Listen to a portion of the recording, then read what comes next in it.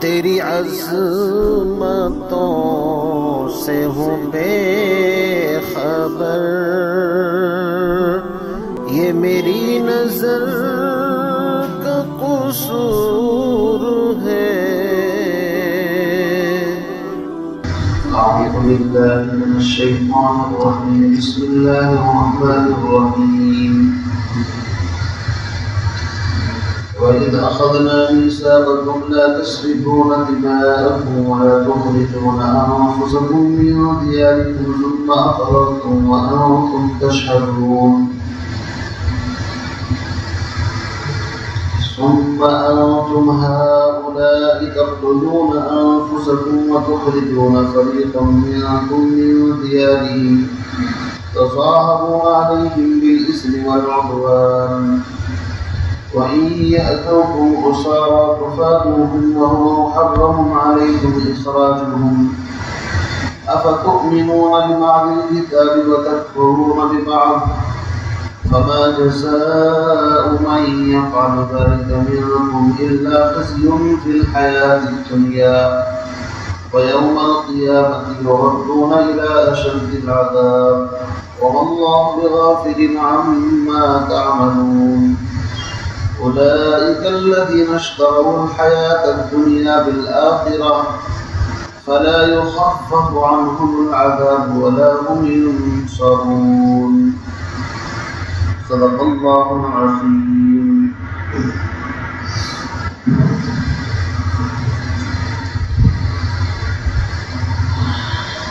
اس سے پہلی آیات میں بنی اسرائیل کی قباحت اور شناعت بیان کی جا رہی ہے۔ اللہ رب العزت نے بہت سارے انعامات بنی اسرائیل پر فرمائے تھے، لیکن ان نعمتوں کا شکر ادا کرنے کے بجائے جب ان لوگوں نے ناشکری شروع کر دی اور مختلف برائیاں ان کے اندر پیدا ہو گئی، تو ان قباحتوں کا اور برائیوں کا تذکرہ یہاں پر اللہ رب العزت فرما رہے ہیں، اور اس سے دو چیزیں مقصود ہیں۔ ایک تو یہ کہ نبی علیہ السلام کی رسالت، آپ علیہ السلام کی نبوت کو سچا جانا جائے، اس لیے کہ جس نبی نے کسی مدرسے، کسی اسکول، کسی یونیورسٹی کے اندر علم نہ سیکھا ہو، اور جس پیغمبر نے مکے سے باہر کسی دوسرے ملک میں علم دین کے حاصل کرنے کے لیے سفر نہ کیا ہو، پھر بھی وہ ایسی سچی اور پکی باتیں جو پہلی آسمانی کتابوں کے اندر تورات، انجیل، زبور کے اندر موجود ہیں، وہ بالکل ان کو اس انداز سے بیان کرے جیسے کہ ایک انسان اپنی آنکھوں سے دیکھ کر کے بیان کرتا ہے۔ اس میں بات چھپی ہوئی ہے، پوشیدہ ہے کہ واقعی یہ نبی سچے نبی ہیں، اور اللہ رب العزت ان کو ان باتوں پر مبتلا فرماتے ہیں۔ دوسرا مقصد یہ ہے کہ نبی علیہ السلام کے زمانے کے اندر جو یہود تھے وہ سیدھے راستے پر آ جائیں کہ تمہارے باپ داداؤں نے، بڑوں نے جو کٹ حجتی کی ہے اور انہوں نے نافرمانیاں کی ہیں، اپنے نبیوں کے ساتھ گستاخیاں کی ہیں، تم کم از کم ایسے نہ بنو۔ اور تیسرا سبق میرے اور آپ کے لیے ہے کہ ہم سب بھی ان اسباب کو اپنی زندگی کے اندر داخل کریں کہ جب اللہ رب العزت کی نافرمانی کی وجہ سے اس محبوب ترین قوم پر اللہ کی پکڑ، اللہ کا عذاب آ سکتا ہے، تو ہم اور آپ کہاں پر سوئے ہوئے ہیں؟ اس رکوع کے اندر دیکھیے اللہ رب العزت نے کتنی اہم باتیں ارشاد فرمائی۔ فرمایا وَإِذْ أَخَذْنَا مِيثَاقَ بَنِي إِسْرَائِيلَ، اور اس وقت کو یاد کرو جب ہم نے بنی اسرائیل سے پختہ عہد لیا تھا۔ کس چیز کا عہد لیا تھا؟ تقریباً 8 باتیں یہاں پر ہیں۔ سب سے پہلی چیز لا تعبدون الا اللہ، توحید کا، اللہ کے علاوہ کسی کی عبادت اور بندگی نہیں کرتے۔ اب یہ ایسا سبق ہے ان کے لیے بھی تھا، میرے آپ کے لیے بھی ہے، اور قیامت تک آنے والے ہر انسان کے لیے ہے کہ سب سے پہلے اس کائنات میں اللہ کا حق ہے، اور اللہ کا حق یہ ہے کہ اس کی عبادت میں کسی کو پارٹنر اور شریک قرار نہ دیا جائے، خالص اللہ کی عبادت، مشکل کشا بھی وہی، حاجت روا بھی وہی، نفع نقصان کا مالک بھی وہی، اور بگڑی بنانے والا بھی وہی، اور بگڑی کو سدھارنے والا بھی وہی۔ کیوں جی؟ اللہ کے علاوہ کوئی نہیں ہے۔ تو فرمایا ہم نے بنی اسرائیل سے اس بات کا عہد لیا تھا، لا تعبدون الا اللہ، اللہ کے علاوہ کسی کی عبادت نہیں کرنی، وبالوالدین احسانا، اور دوسرے نمبر پر والدین کے ساتھ احسان، بھلائی، حسن سلوک کرنا ہے، ان کے حقوق کو ادا کرنا ہے۔ قرآن مقدس میں تقریباً 3-4 جگہ پر اللہ نے اپنے حق کے ساتھ ماں باپ کا حق بیان فرمایا ہے۔ اس سے ماں باپ کے حقوق کی اہمیت کا اندازہ لگتا ہے کہ اللہ اپنے حق کے بعد اگر چاہتے تو کسی اور کا حق بھی بیان کر سکتے تھے۔ اللہ رب العزت نے اپنے حق کے بعد ماں باپ کا حق بیان کر کے بتا دیا کہ ماں باپ چاہے مشرک ہوں، چاہے کافر ہوں، چاہے مسلمان ہو، یا ان کا دین اور مذہب کوئی بھی ہو، اس سے فرق نہیں پڑتا۔ ماں باپ کا اکرام بحیثیت ماں باپ ہونے کے ہے، نہ کہ ایمان کی وجہ سے۔ یہ بھی یاد رکھیں، یہاں پر ایمان کی شرط نہیں ہے۔ اللہ نے یہ نہیں فرمایا ماں باپ اگر ایمان والے ہیں تو ان کے ساتھ حسن سلوک کرنا، نہیں، وبالوالدین احسانا، بس ماں باپ تو ماں باپ ہیں۔ فرمایا ان کے ساتھ بھلائی کا معاملہ کرنا، حسن سلوک کرنا، اور سورہ بنی اسرائیل کے اندر تفصیل سے آئے گا، ان کو اف تک نہیں کہنا، ان کے سامنے اپنے بازوؤں کو بچھا دینا، اور ان کے سامنے ہمیشہ سر جھکا کر ادب کے ساتھ گفتگو کرنا، نرم لہجے کے اندر ترش لہجہ نہ ہو، اور ان کے واسطے دعا بھی کرتے رہنا، رب ارحمہما کما ربیانی صغیرا۔ آگے فرمایا وذی القربی، اور تیسرے نمبر پر جو قریبی رشتہ دار ہیں۔ اب قریبی رشتہ دار کی جو لسٹ ہے، فہرست ہے، وہ بڑی طویل ہے۔ جتنے بھی قریبی رشتہ دار ہیں، چاہے وہ باپ کی طرف سے ہوں اور چاہے ماں کی طرف سے، باپ کی طرف سے چچا ہیں، تایا ہیں، یہ سب باپ کے رشتے میں آتے ہیں، اور ماں کے رشتے کے اندر ماموں ہیں، ماموزاد ہیں، نہیں، تو جتنے بھی یہ لوگ سب قریبی رشتے دار ہیں، فرمایا ان کے ساتھ حسن سلوک، بھلائی کا معاملہ کرنا۔ اور چوتھے نمبر پر والیتامى، یتیم اس کو کہتے ہیں جس کا باپ بچپن میں رخصت ہو جائے، اور یتیم کے ساتھ، والمساکین، اور مسکین کے ساتھ، محتاج، غریب، اس کے پاس کچھ نہیں ہے، تو چاہے وہ رشتہ داروں میں سے ہو، چاہے بغیر رشتہ داروں میں سے ہو، چاہے پڑوس میں ہو، چاہے دور کا ہو، مسکین ہے، اس کے ساتھ اس سے سلوک کیا جائے۔ اور فرمایا وَقُولُوا لِلنَّاسِ حُسْنًا، اور لوگوں سے بھلی بات کہی جائے، ان سے ترش لہجے کے اندر کڑوی باتیں کرنا، یا ماتھا چڑھا کر کے باتیں کرنا، یا ایسے انداز میں جس سے ان کے دل چھلنی ہو جائے، مذہب اسلام میں اس طریقے سے بات کرنے کی اجازت نہیں ہے۔ اللہ نے اپنے نبی کے بارے میں فرمایا وَلَوْ كُنْتَ فَظًّا غَلِيظَ الْقَلْبِ لَانفَضُّوا مِنْ حَوْلِكَ، میرے محبوب اگر آپ سخت دل ہوتے تو یہ صحابہ کا مجمع کبھی آپ کے قریب نہ آتے۔ یہ آپ کی محبت اور آپ کی شیریں زبانی کا نتیجہ ہے کہ جو لوگ اپنے مذہب کو، کفر کو، شرک کو چھوڑ کر کے، یہودیت کو چھوڑ کر کے آپ کے ہاتھ پر اسلام قبول کر رہے ہیں۔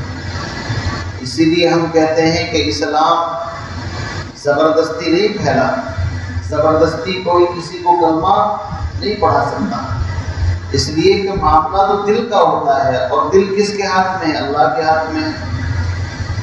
فتحت المدینہ بالاخلاق، اخلاق نبوی علیہ السلام کے ذریعے سے مدینہ فتح ہوا۔ آپ کے اخلاق، آپ کا کریکٹر، آپ کے کردار کی وجہ سے لوگ اسلام میں داخل ہوتے تھے۔ زبردستی کسی سے کلمہ پڑھاؤ گے تو وہ دل کے اندر کیسے اترے گا؟ زبان سے کلمہ پڑھ سکتا ہے لیکن دل میں نہیں اتار سکتے ہم۔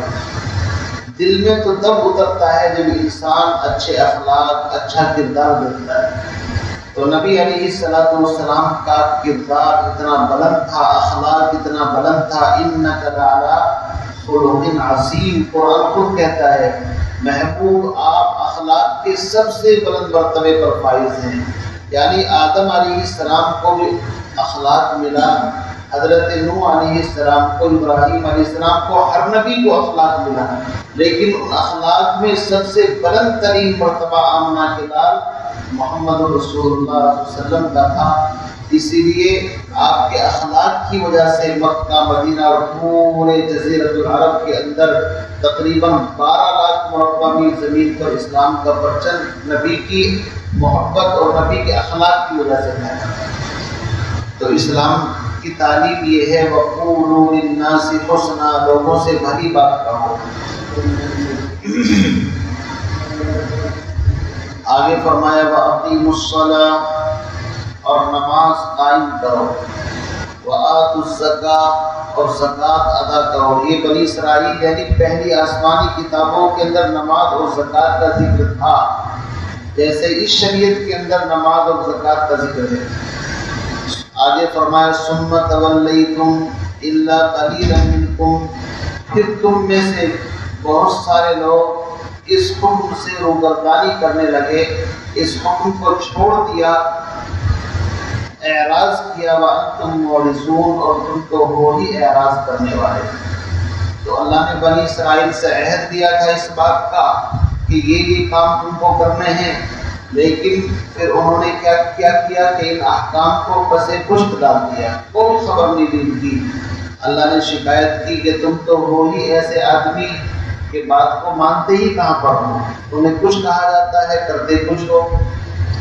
آگے فرماتے ہیں دیکھیے اسی حکم کے اندر یہاں پر آیا کہ قریبی رشتہ داروں کے حقوق ادا کیے جائیں، تو اسی حکم کو تفصیل کے ساتھ آگے بیان کیا گیا جو آج کا سبق ہے۔ فرماتے ہیں وَإِذْ أَخَذْنَا مِيثَاقَكُمْ لَا تَسْفِكُونَ دِمَاءَكُمْ، اور اس وقت کو یاد کرو جب ہم نے تم سے اس بات کا عہد لیا تھا لا تسفکون دماءکم، کہ آپس میں کشت و خون نہیں کریں گے، یعنی آپس میں ایک دوسرے کا ناحق خون نہیں بہائیں گے، اور اس بات کا عہد لیا تھا ولا تخرجون انفسکم من دیارکم، اور آپس میں ایک دوسرے کو اپنے وطن سے نہیں نکالیں گے۔ ثم اقررتم، پھر تم نے اس بات کا اقرار کر لیا تھا کہ واقعی نہ ہم آپس میں خونریزی کریں گے، نہ ایک دوسرے کو، اپنے بھائی کو اپنے وطن سے نکالیں گے، وانتم تشہدون، اور تم اس بات کے گواہ ہو۔ پھر کیا کیا تم نے؟ ثم انتم ہؤلاء تقتلون انفسکم، پھر تم وہ لوگ ہو، تم وہی ہو، انتم ہؤلاء تقتلون انفسکم، کہ تم نے اپنے آپ کو قتل بھی کیا، وتخرجون فریقا منکم من دیارہم، اور اپنے میں سے بعض لوگوں پر گناہ اور ظلم سے چڑھائی کر کے انہیں وطن سے بھی نکال دیا۔ وَإِن يَأْتُوكُمْ أُسَارَىٰ تُفَادُوهُمْ، اور اگر آئے تمہارے پاس کوئی قیدی بن کر کے تو تم فدیہ دے کر کے اس کو چھڑا لیتے ہو۔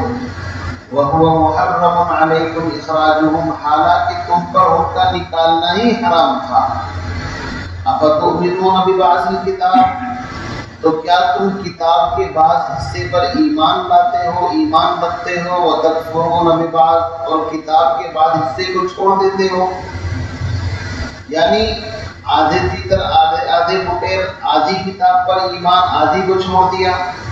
فَمَا جَزَاءُ مَن يَفْعَلُ ذَلِكَ مِنكُمْ، بس کیا جزا ہو سکتی ہے اس شخص کی جو تم میں سے ایسا کام کرے، سوائے اس کے إِلَّا خِزْيٌ فِي الْحَيَاةِ الدُّنْيَا، کہ دنیا کی زندگی کے اندر ذلت اور رسوائی، وَيَوْمَ الْقِيَامَةِ يُرَدُّونَ إِلَىٰ أَشَدِّ الْعَذَابِ، اور قیامت کے دن تم کو سخت ترین عذاب کے اندر ڈالا جائے گا۔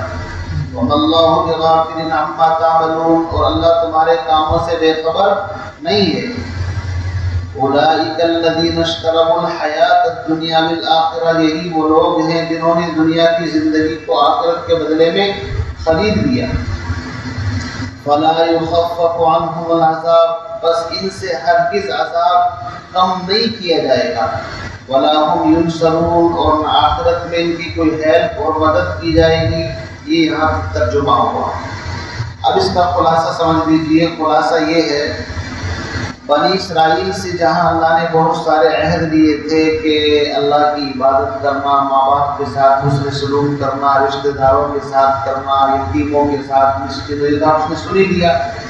ایک عہد یہ بھی تھا کہ آپس میں تم سب کے سب بھائی بھائی بن کر کے رہنا، ایک دوسرے کے خلاف ہتھیار نہیں اٹھانا، لڑنا نہیں، ایک دوسرے کو آپس میں ناحق مارنا نہیں، ایک دوسرے کو آپس میں وطن سے نکالنا نہیں۔ یہ دو حکم ان کو تھے۔ اور تیسرا حکم یہ تھا کہ اگر کوئی بنی اسرائیل میں سے کسی کو غلام یا قیدی بنا لیا جائے تو تم سب کی ذمہ داری ہے کہ اس کو مل کر کے چھڑانا، وہ تمہارا بھائی ہے۔ اب دیکھیے انہوں نے کیا کیا۔ انہوں نے یہ کیا کہ مدینہ منورہ کے اندر یہود کے 3 قبیلے تھے، بنو نذیر، بنو قریظہ، بنو قینقاع، اور اوس خزرج کے 2 قبیلے تھے۔ یہ لوگ یمن سے آ کر کے آباد ہوئے تھے، اوس اور خزرج۔ یہ مشرک تھے، بت پرستی ان کے اندر تھی۔ اسلام سے پہلے آپس میں اوس اور خزرج کے اندر آپس میں لڑائی اور جنگ چلتی تھی، یہاں تک کہ قرآن پاک کی سورہ آل عمران کے اندر آئے گا وَاعْتَصِمُوا بِحَبْلِ اللَّهِ جَمِيعًا وَلَا تَفَرَّقُوا، وہاں پر وَكُنْتُمْ عَلَى شَفَا حُفْرَةٍ مِّنَ النَّارِ، تم جہنم کے گڈھے پر تھے، کنارے پر تھے۔ دنیا کے اندر تو تم آپس میں لڑتے تھے، مرتے ہی تم جہنم میں جانے والے تھے۔ لیکن ہوا کیا، یہ دونوں قبیلے جب آپس میں لڑتے تھے تو یہود نے بھی آپس میں حلیف بنا رکھے تھے، ایک دوسرے سے معاہدہ کر رکھا تھا۔ جو بنو قینقاع اور بنو نذیر تھے، ان دونوں نے خزرج کے ساتھ اپنا تعلق قائم کر رکھا تھا کہ ہم خزرج کا ساتھ دیں گے، اگر کہیں لڑائی ہوگی تو 2 قبیلوں کی دوستی خزرج کے ساتھ تھی، اور بنو قریظہ جو تھے ان کی دوستی اوس کے ساتھ تھی۔ جب اوس اور خزرج آپس میں لڑتے تو 2 قبیلے یہودیوں کے ایک طرف چلے جاتے، ایک قبیلہ ایک طرف چلا جاتا اور آپس میں بھی لڑتے تھے۔ سمجھ میں بات آ رہی ہے؟ حالانکہ اللہ نے ان کو منع کیا تھا کہ تمہیں آپس میں لڑنا نہیں ہے، ان کو منع کیا تھا تم کو آپس میں قتل و قتال کرنا نہیں ہے، چونکہ یہ لوگ بنی اسرائیل کے نبیوں کی اولاد، پڑھے لکھے تھے، تورات ان کو ملی تھی۔ لیکن انہوں نے کیا کیا کہ آپس میں جب ایک قبیلہ ایک کے ساتھ ہو گیا، دوسرا دوسرے کے ساتھ، تو آپس میں لڑائی ہوتی تھی، آپس میں قتل و قتال بھی ہوتا تھا، اور یہاں تک کہ بعض دفعہ جو کمزور پڑتا تھا اس کو وطن سے نکال دیا جاتا، غلام بھی بنا لیتے، اور اس کے بعد ان کے مکانوں کو منہدم کر دیتے۔ اب جب لڑائی بند ہوتی تو پھر دیکھتے کہ ہمارے بھائی قیدی بن کر کے اگر چلے گئے ہیں تو آپس میں یہ 3 قبیلے چندہ اکٹھا کرتے، اور پیسہ اکٹھا کرنے کے بعد اس کو چھڑا کر کے لاتے۔ تو سوال یہ ہے کہ بھائی اللہ نے تو تم کو لڑنے سے، قتل و قتال سے، ایک دوسرے کو نکالنے سے منع کیا تھا، نہ تم لڑتے نہ یہاں تک نوبت آتی۔ تو اب اللہ رب العزت تم سے کہتے ہیں کہ کیا تم کتاب کے بعض حصے پر ایمان رکھتے ہو کہ قیدی کو تو چھڑانے کا بڑا اہتمام کر رہے ہو کہ اگر کوئی قیدی بن گیا تو چندہ کر کے آپس میں اس کو چھڑاتے ہو، حالانکہ لڑنا اور ان کو نکالنا ہی تم پر حرام تھا۔ سمجھے نہیں آپ؟ یہ اللہ نے یہاں پر فرمایا۔ تو وہ لوگ آپس میں ایسا کرتے تھے کہ اگر بنو نذیر، بنو قریظہ کے آپس میں مطلب اپنے اپنے حلیفوں کے ساتھ مل کر کے لڑائی ہوتی اور کوئی غلام یا قیدی بنا لیا جاتا تو پھر یہ نہیں کہ تم خود چھڑا کر کے لاؤ، نہیں چندہ ہم بھی دیں گے، بھائی کوئی بات نہیں۔